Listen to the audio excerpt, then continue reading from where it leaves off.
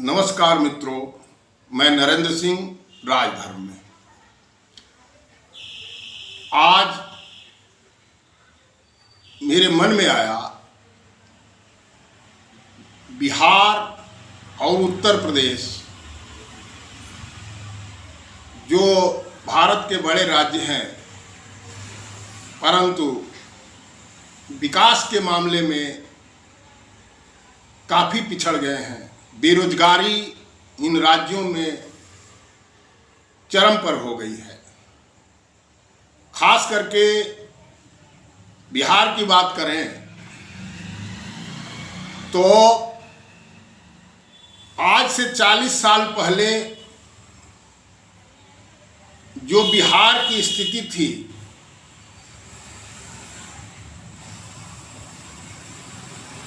वो आज की अपेक्षा कहीं उत्तम थी।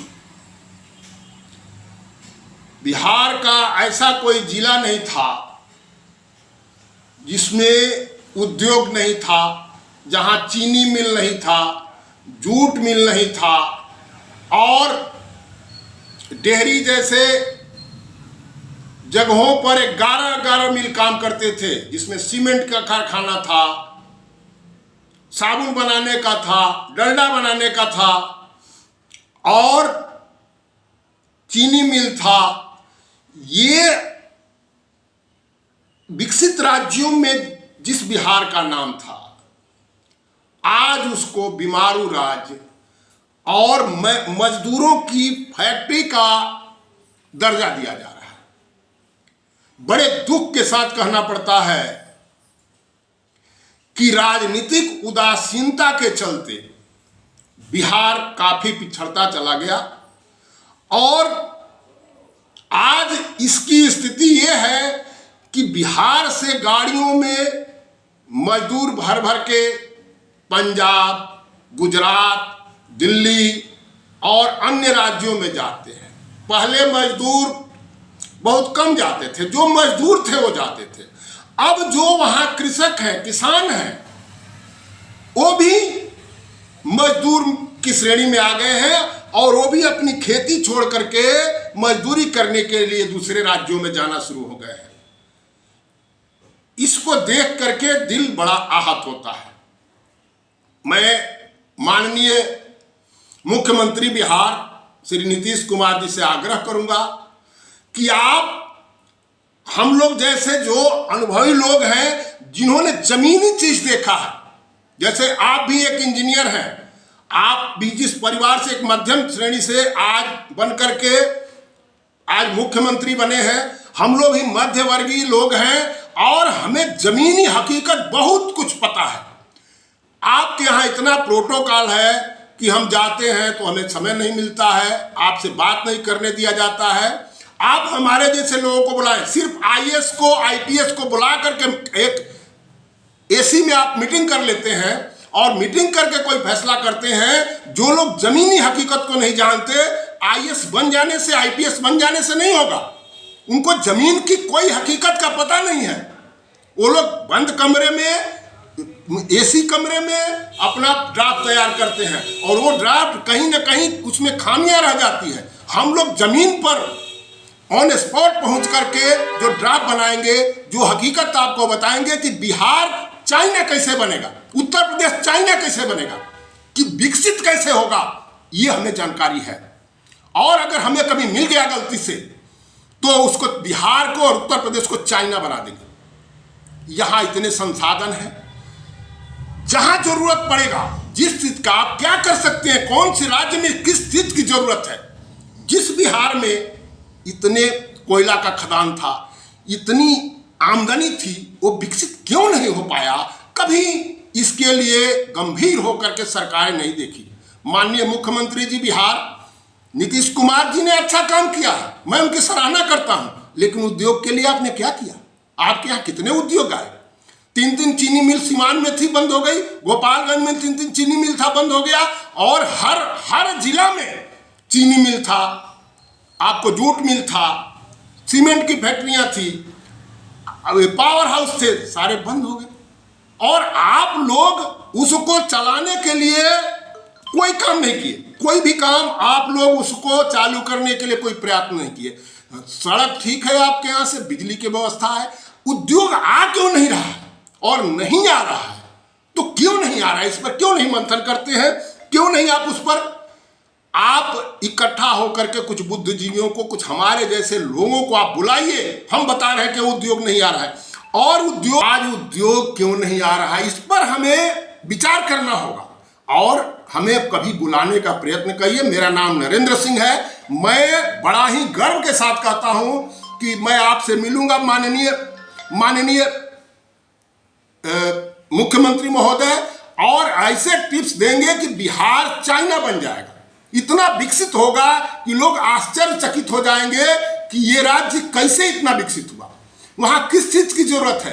आपके पास एक मंडी नहीं है, केवल किसान पंजाब में और हरियाणा में है क्या, वहीं रोक देते हैं वहां के किसान, वहां रोक करके जो भी एमएसपी है, जो किसानों की सुविधा है, वो लेकर के चुप्पी साध जाते हैं। आपके पास एक मंडी नहीं है जहां आप माल ले जाकर के किसान अपना अनाज बेचे, और उसी को मोटे अनाज को सरकार महंगे रेट से खरीद करके पंजाब से, हरियाणा से और ले आकर के कोटा में बिहार देती है। हमारे अन्न को नहीं लिया जाता। हम जो है धान 17 रुपया 16 रुपया बेचते हैं और वहां जो है 23 रुपया बिकता है, और ये सरकारी रेट से आधा हमारा अनाज नहीं बिकता है। किसान दुखी होता है और कृषि छोड़ करके वो मजदूरी शुरू कर देता है। तो इस पर सरकार को बहुत ही गंभीर होना पड़ेगा और कृषि को उद्योग का दर्जा देना पड़ेगा या दिलाना पड़ेगा। अभी आप काफी सामर्थ्यवान हैं माननीय मुख्यमंत्री जी बिहार, और आप अच्छे काम भी कर रहे हैं। मैं नहीं आपकी कोई शिकायत नहीं कर रहा हूं, लेकिन अगर हम लोग से आप सहयोग लेंगे, हमें बुला करके सहयोग लेंगे, तो आपको इतना अच्छा राय देंगे कि बिहार को चाइना बनाने से रोका नहीं जा सकता। आप घरेलू उद्योग को बढ़ावा दीजिए। ये आपने शराबबंदी कर रखा है, कहाँ शराब बंद है? आपका शराब कहीं बंद नहीं है। और आपको सालाना 1000 करोड़ की एक्साइज ड्यूटी का नुकसान है, और वो पैसा आप साल में एक डिस्ट्रिक्ट वन फैक्ट्री आप करें तो एक साल में ही आप 20 साल से मुख्यमंत्री हैं, एक साल में एक कारखाना अगर लगाए होते, उस 1000 रुपया जो आपने छोड़ दिया एक्साइज ड्यूटी, तो आपको 20 डिस्ट्रिक्ट में 20 चीनी मिल सरकारी होती, जिससे किसानों को लाभ होता, उससे मजदूर जो काम करते उनको लाभ होता, और उससे उद्योग को भी, उससे व्यापार भी फैलता, वहां लोग अपना जीविका भी उपार्जन करते। तो ये काम नहीं हो रहा है। शराबबंदी आपके यहाँ नहीं हो पाई है, शराब लोग पी रहे हैं, मर रहे हैं बहुत भारी मात्रा में, और जो पैसा रॉयल्टी प्रत्येक राज्यों में एक्साइज से अच्छा पैसा मिलता है, उस पैसे को हम बिहार के विकास के लिए लगा सकते थे। वो पैसा हमारे पास नहीं आ रहा है। टोटल एक्साइज ड्यूटी आपका बंद है, जिससे कि हम जो विकास का कार्य कर सकते थे वो नहीं हो रहा। इसलिए शराबबंदी हटाइए, हमारी बात मानिए, हम आपसे करबद्ध प्रार्थना कर रहे हैं, और हमें बुलाइए, आप मास्टर प्लान तैयार करिए। ऐसे प्लान बनाएंगे, जमीनी लोग हैं हम लोग, कि विकास के मार्ग पर इतना बिहार चलेगा कि कुछ ही दिन में चाइना फेल हो जाएगा। वहां के लोग, बिहार के लोग बड़े ही मेहनती, बड़े ही कामगार लोग हैं, और वो अगर उनको सुविधा बिहार में मिला तो बिहार में साइकिल भी बनेगी, बिहार में मोटरसाइकिल भी बनेगी, बिहार में कार भी बनेगी, और बिहार सारे राज्यों में अग्रणी होगा। तो ये चीजें आप घरेलू उद्योग को बढ़ावा दीजिए, निजी कंपनियों को भी, और छोटे कुटीर उद्योग को भी, और कृषि को उद्योग का दर्जा दिलवाइए, एमएसपी तय कराइए।